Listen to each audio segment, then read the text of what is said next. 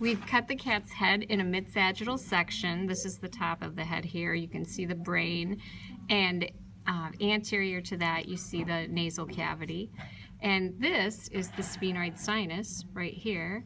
And in this area, this is going to be the frontal sinus. You can see it really nicely on the other side, very deep. And this narrow passageway right here is the nasopharynx, which lies just inferior to that sphenoid sinus and the brain and part of the nasal cavity.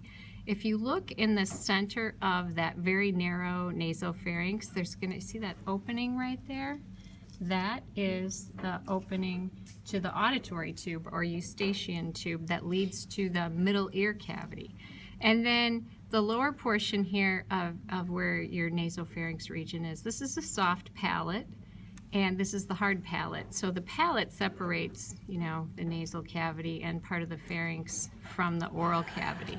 So this is the tongue, and if we go into that oral cavity, farther back you're going to have your oropharynx. And so when we find that opening to the auditory tube, I usually go into the oral cavity kind of in line with that, and then I go posterior just ever so slightly so that I can find the palatine tonsil, which is that little finger-like bump right there. It's very small, but that's the cat's palatine tonsil.